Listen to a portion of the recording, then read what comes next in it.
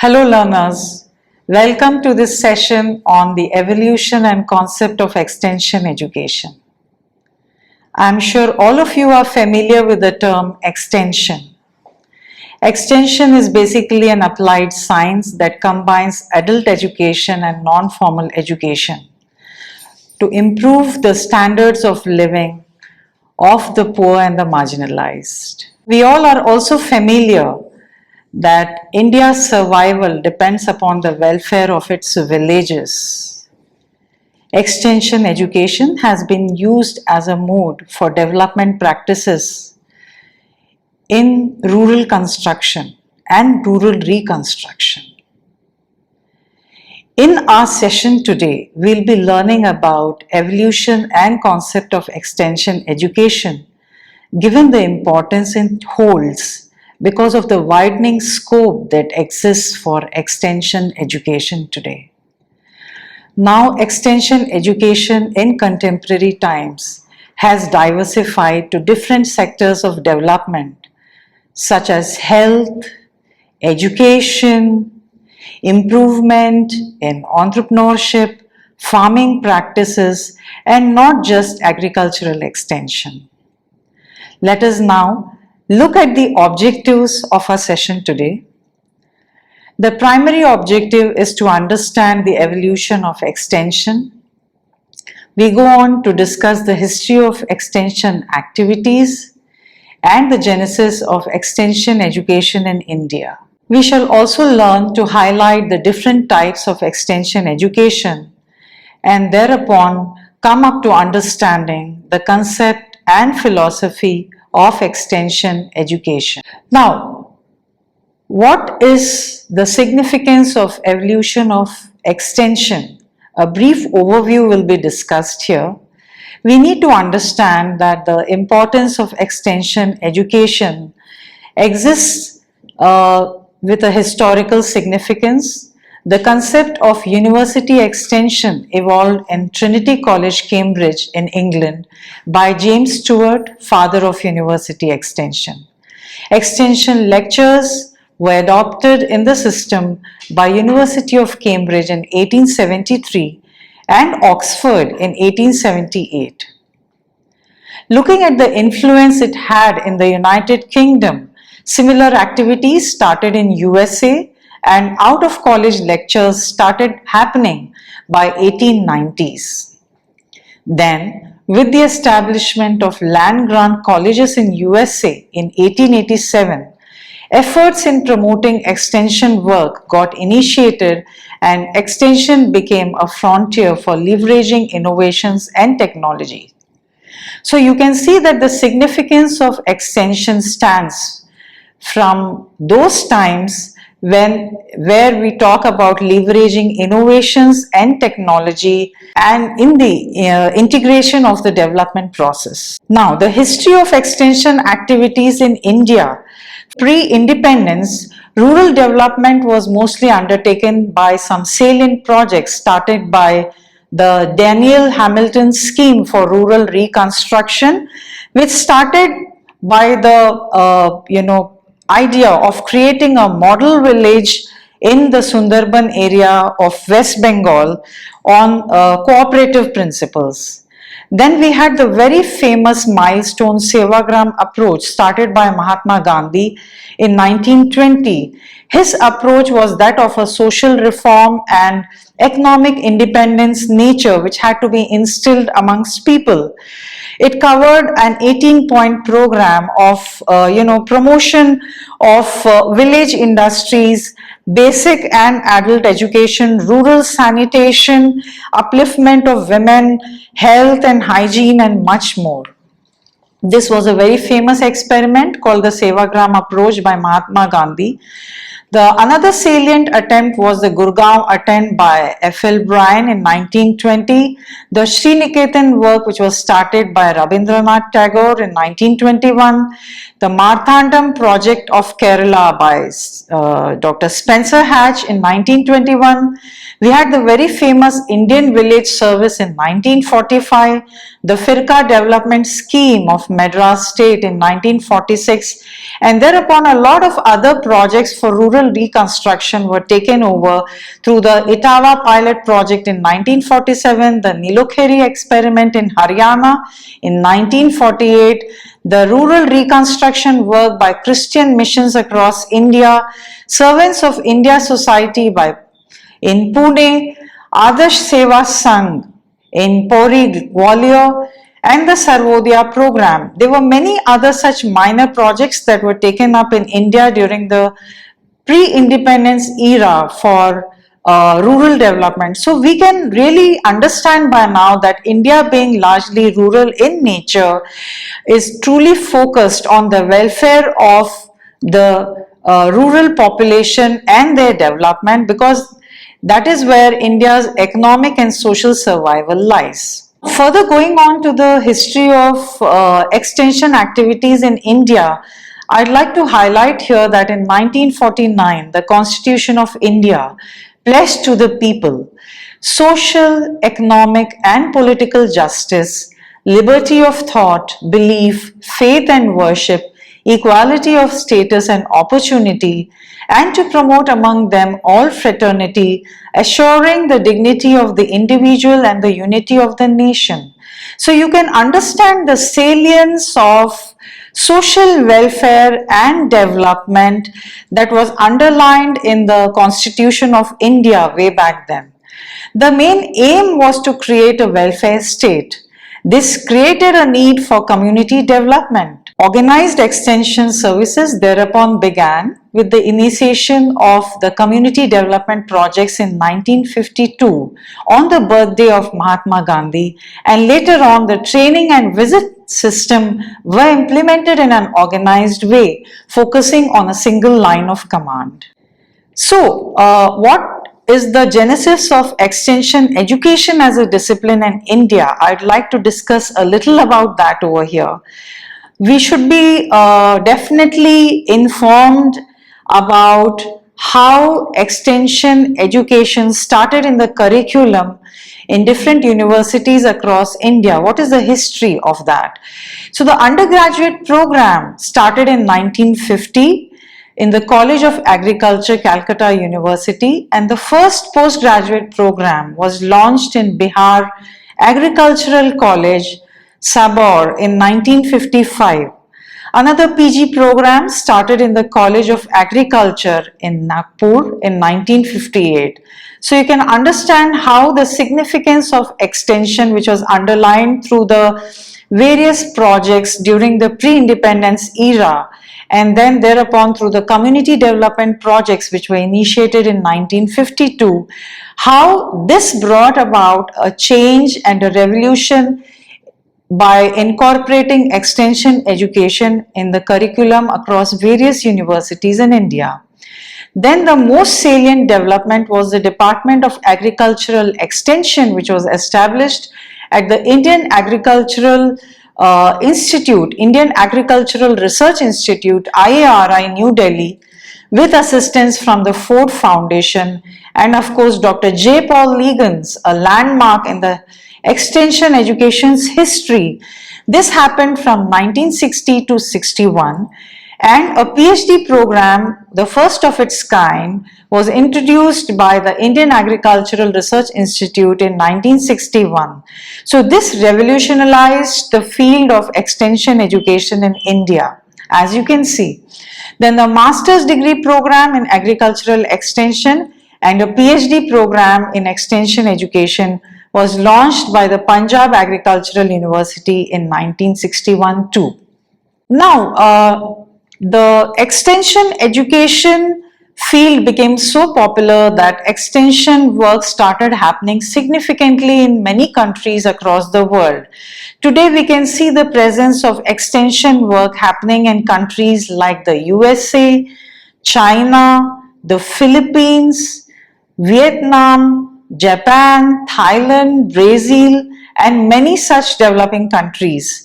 So, like I already said, extension education, it combines adult education and non-formal education, but it has also diversified and is addressing other areas of concerns.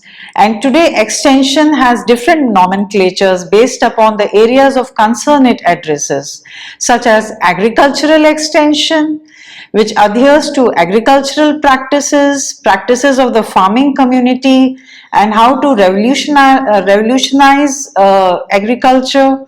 Then we have home science extension, which is a subject which is being taught in different colleges and universities of home science across India.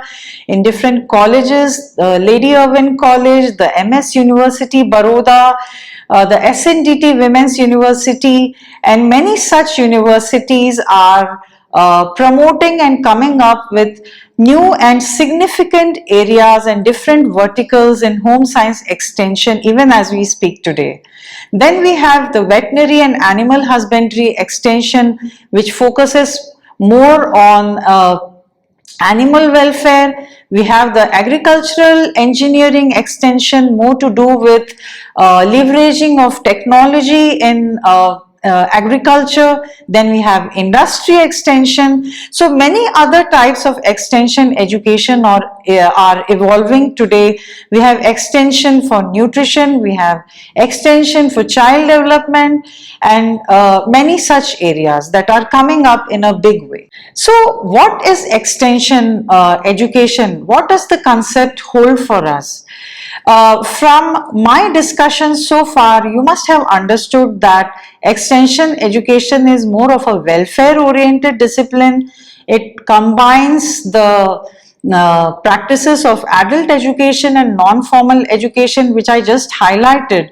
A more comprehensive concept has been given by different experts of extension education. Here they are being discussed.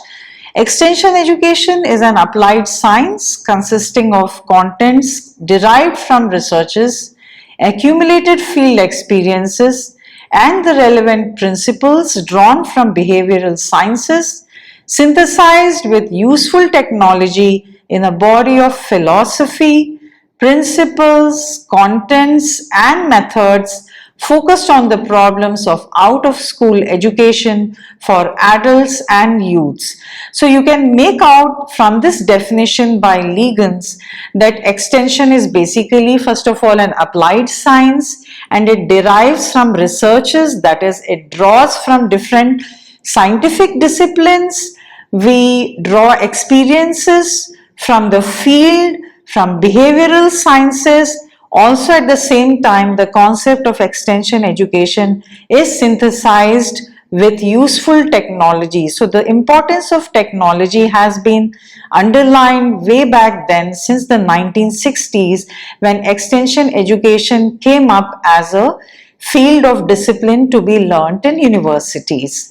And of course, it is out of school education, hence it is non-formal in nature, and it mostly caters to adults and youths besides the population residing in rural areas.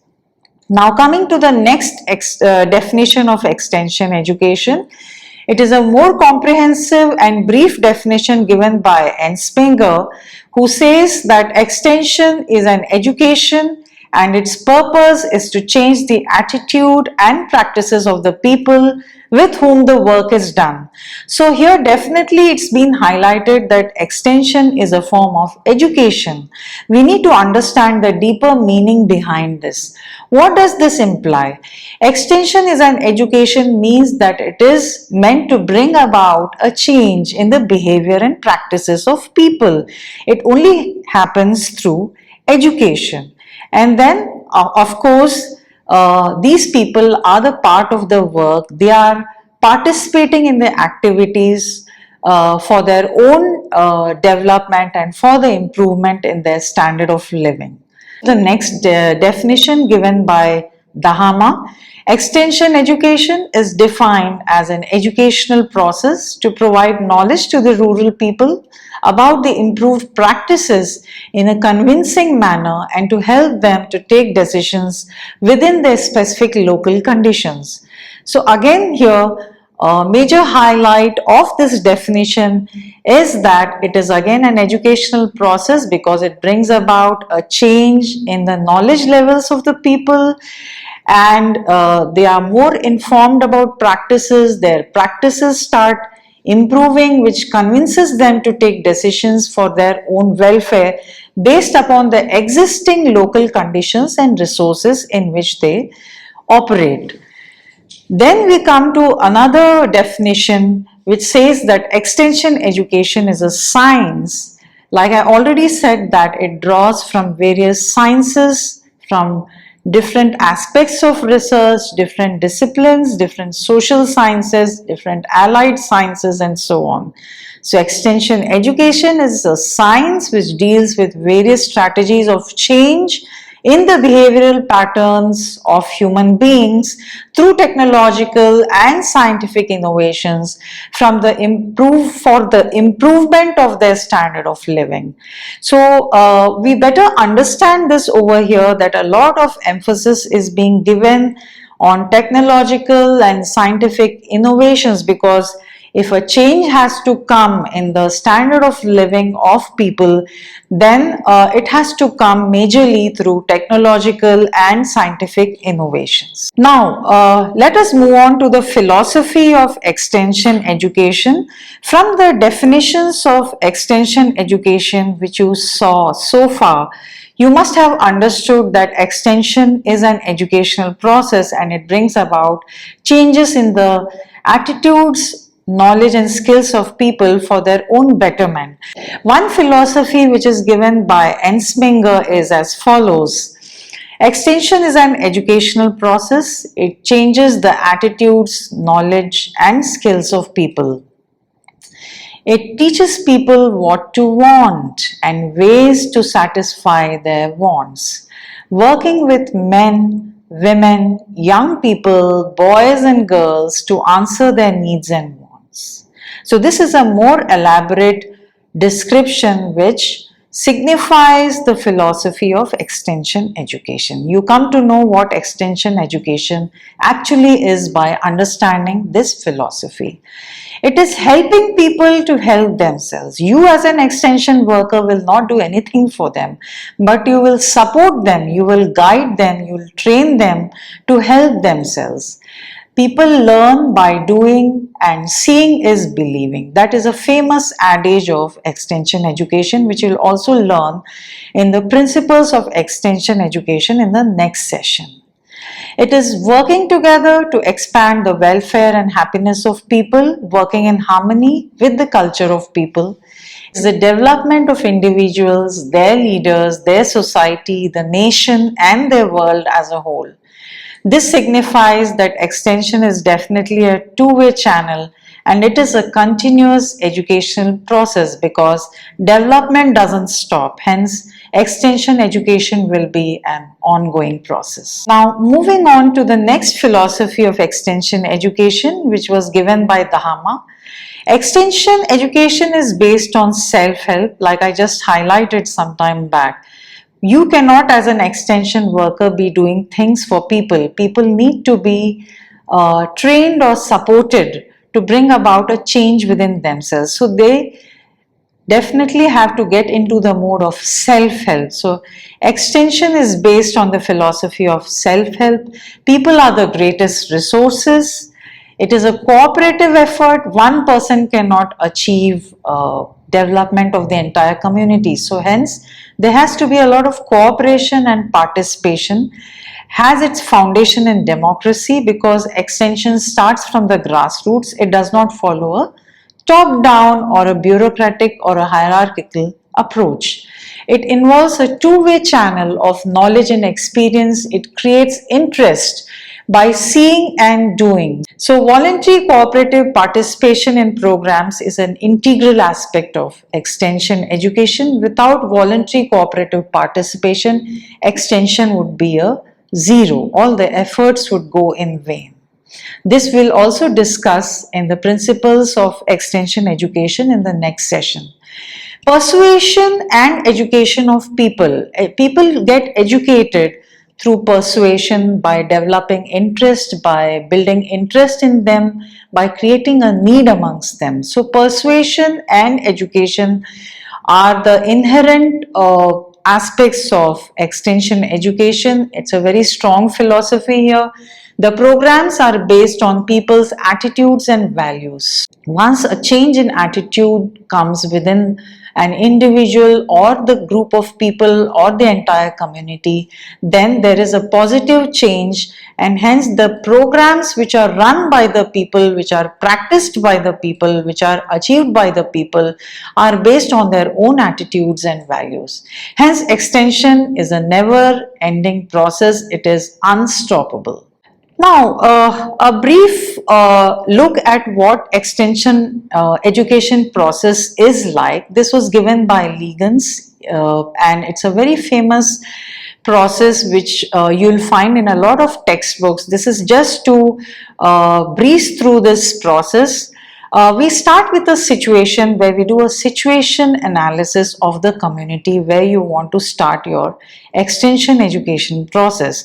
You'd like to conduct surveys, you'd like to ascertain the climate, geography, and the existing natural resources and the people's resources of the area, identify their problems, find out what their needs are, what their interests are, because needs and interests are closely related.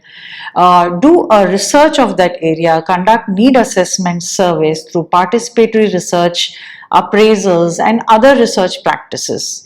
And then once you analyze the situation or you do a situation analysis, you move on to building the objectives of your extension education program, where you try to formulate the objectives in the light of the goals you want to achieve through the extension education process.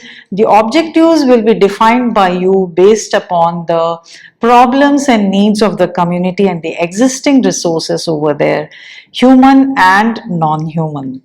So they can be short-term, medium and long-term objectives.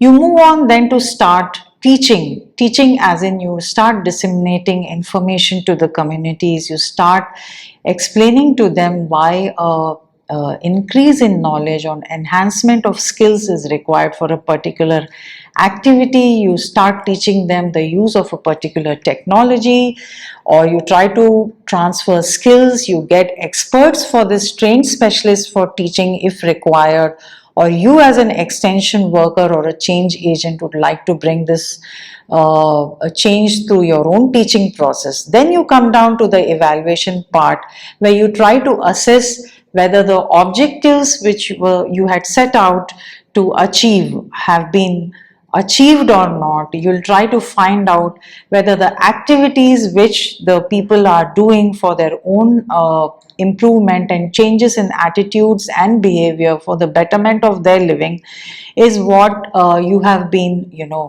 envisaging for.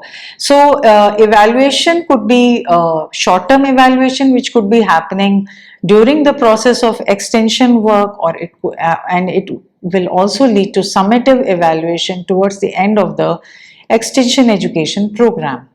Then comes the final step, which is called reconsideration. So reconsideration comes with evaluation at every step. You try to see how successful your extension education program has been, and if there was some gap or some wrong response or some negative response from people somewhere, your objectives have not been achieved, then how you can reshape and remodel your extension education process. So this process is called reconsideration, so that once you bring about positive changes and refinement and modifications in your extension education process, then you can be successful in your next attempt of your extension education program. So this was briefly about extension education in the topic of our session today, which was evolution and concept of extension education.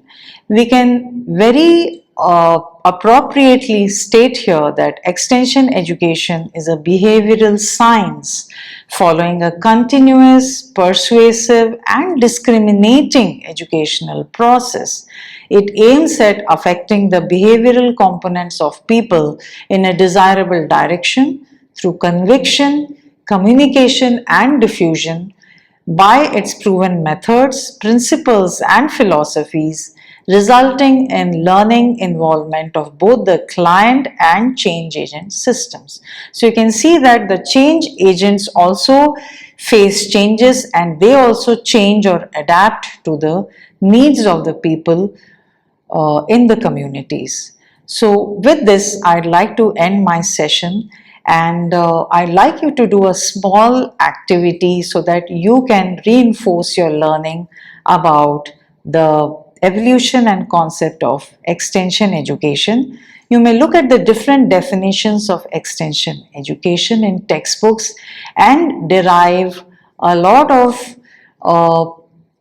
salient points from those definitions. Jot down those points in your notebook and try to build an understanding about the various components of extension education. So with this, I'd like to thank you for your patient listening, and please read up your notes as well as go through this video again if you have any doubts on extension education. Thank you.